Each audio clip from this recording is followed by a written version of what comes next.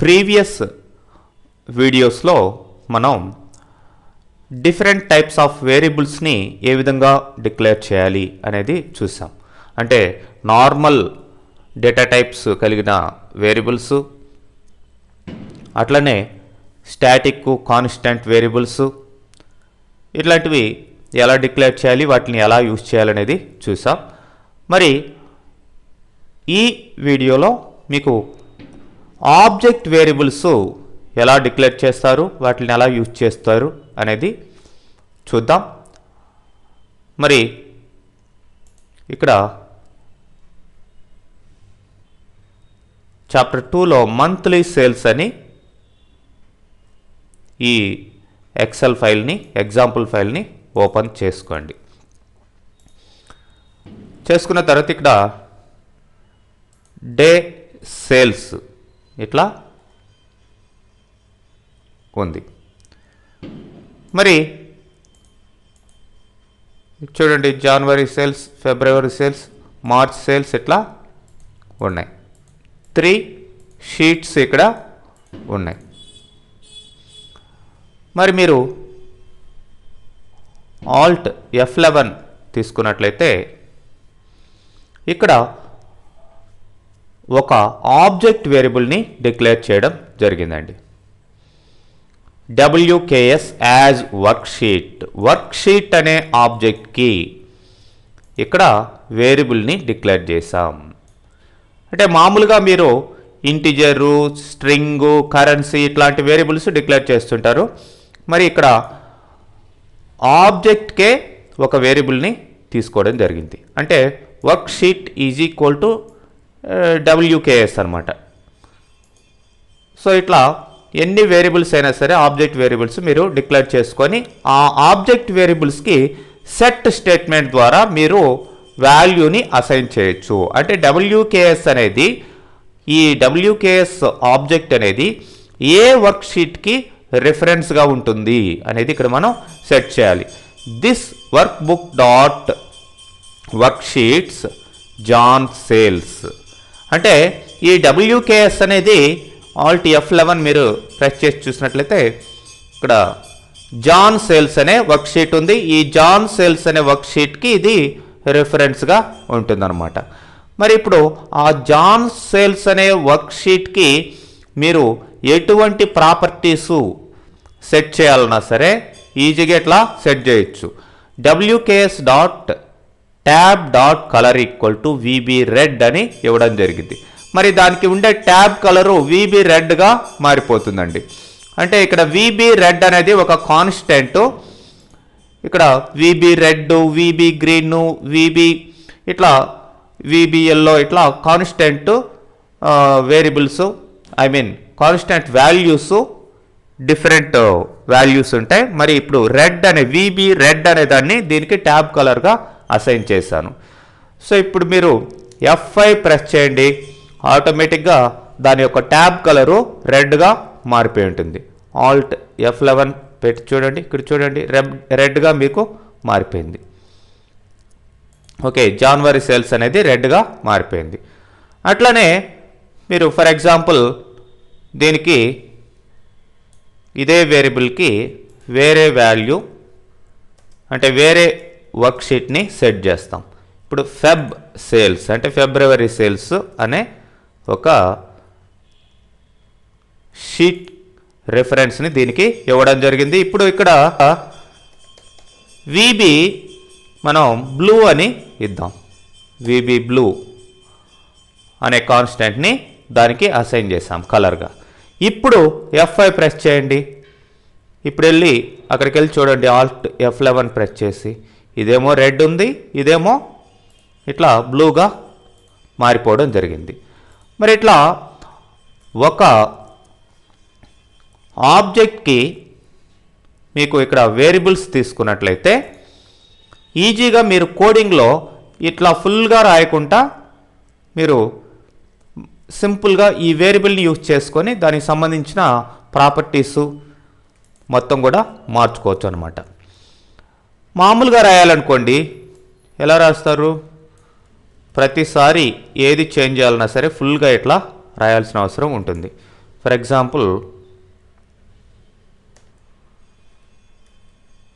ఇక్కడ మీకు ఇంకొకటి ఉంది, మార్చ్ సేల్స్ అని ఉంది. దీనికి ఏదన్నా మార్చాలనుకోండి, ఒక వేరియబుల్ కాకుండా మామూలుగా మార్చాలి అనుకోండి. అలాంటప్పుడు ఎలా చేస్తారంటే March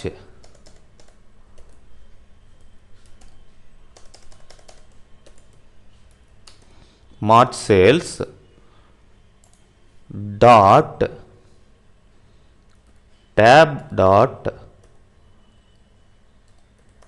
colour equal to VB green ఇలా ఇవ్వాలి.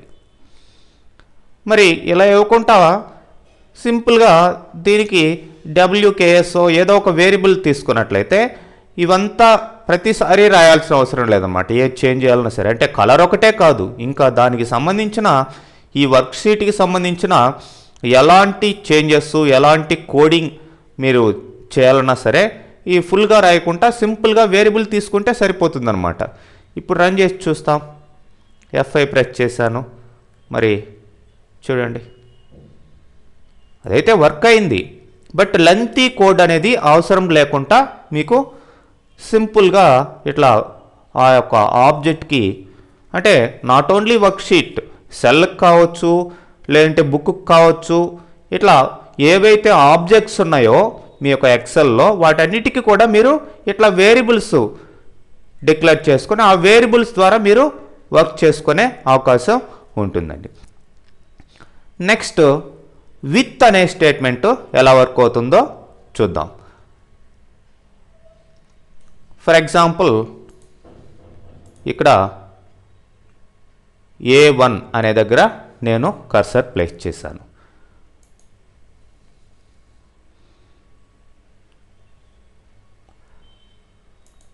ప్లేస్ చేసిన తర్వాత ఇక్కడ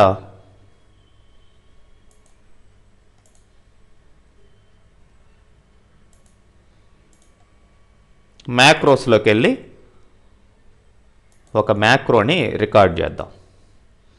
జస్ట్ చేంజ్ అనే ఏదో నేమ్ ఇచ్చుకుంటున్నాను. ఓకే, రికార్డ్ చేస్తాం. సో ఇప్పుడు దీనికి ఏం చేస్తున్నానంటే, ఏం చేంజ్ చేయదలుచుకున్నానంటే సంథింగ్ ఇట్లా ఎక్స్ట్రా సైజ్ అయితేమి, లేదంటే అండర్లైను, లేదంటే ఫాంట్ ఇట్లాంటివి మార్చాను. ఇప్పుడు మళ్ళీ మ్యాక్రోలోకి వెళ్ళి దీన్ని స్టాప్ రికార్డింగ్ అంటాం.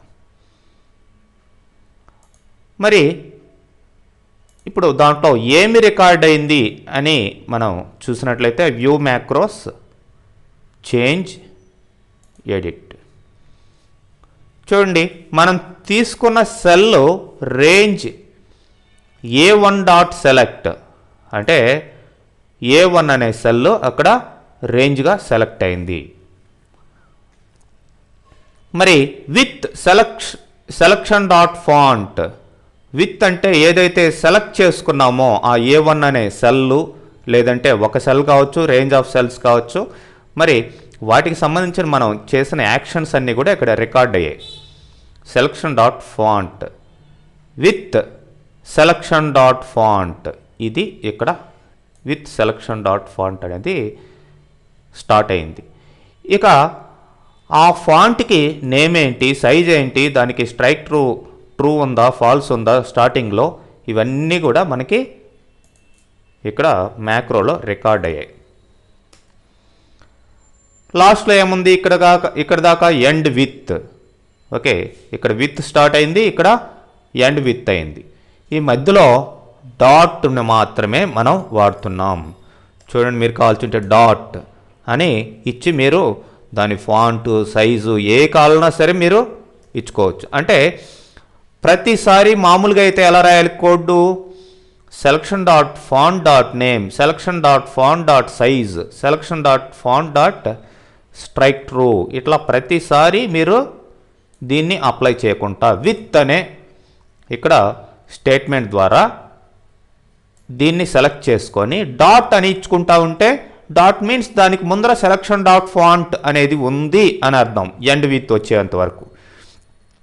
ఓకే, తర్వాత మళ్ళీ ఇక్కడ అండర్లైన్ ఏదో ఇచ్చాం, single underline. Okay, selection dot font మళ్ళీ విత్ తోటి స్టార్ట్ అయింది. మళ్ళీ నేమ్ ఇక్కడ మార్చాను, సైజు మార్చాను, ఇట్లాంటివంతా కూడా చేయడం జరిగింది. మరి ఇప్పుడు ఇవంతా ఏ కావాలో ఉంచుకొని మనం వాటిని కావాల్సి ఉంటే తీసేయచ్చు అనమాట. సో విత్ స్టేట్మెంట్ ద్వారా మీరు ఏ కోడింగ్ని అయితే అంటే దేనికి కావాలనుకుంటే దానికి ఆ పర్టికులర్ దాన్ని తీసుకొని, ఆ ఆబ్జెక్ట్ని తీసుకొని దానికి కంటిన్యూస్గా మళ్ళీ మళ్ళీ రాయకుండా మీరు ఎండ్ విత్ వచ్చేదాకా డాట్ పెట్టుకుంటే సరిపోతుంది. అదనమాట విత్ స్టేట్మెంట్ తోటి సింపుల్గా కోడింగ్ ఎలా చేయడము స్పీడ్గా అనేది ఇక్కడ మీరు గమనించవచ్చు. అంటే ఈ విత్ని మనం ఆబ్జెక్ట్లో కూడా ప్రీవియస్ మనం ఎగ్జాంపుల్స్లో చూసినట్లయితే ఆబ్జెక్ట్స్కి కూడా మనం అప్లై చేయొచ్చు. ఇప్పుడు విత్ WKS అని ఇచ్చామనుకోండి,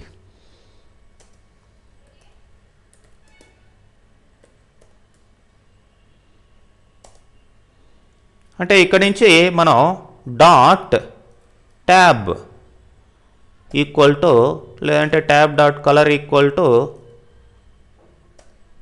ఓకే VB గ్రీన్ డాట్, ఇక ఏది కావాలన్నా సరే ట్యాబ్ అనే కాదు, ఏది కావాలన్నా సరే ఇక్కడ మీరు డాట్ పెట్టుకుంటే సరిపోతుంది. ఏమి ఇవ్వక్కర్లేదు, ప్రతిసారి WKS డాట్ అని ఇవ్వక్కర్లేదు. ఎప్పటి వరకు? ఎండ్ విత్ వచ్చేంతవరకు. సో ఇప్పుడు డాట్ పెట్టగానే దాని ముందర ఏమున్నట్టు WKS అని ఉన్నట్టు అని అర్థం అన్నమాట. సో ఈ విధంగా మనం విత్ స్టేట్మెంట్ తోటి మనం కోడ్ని సింప్లిఫై చేసేదానికి అవకాశం ఉంటుందండి.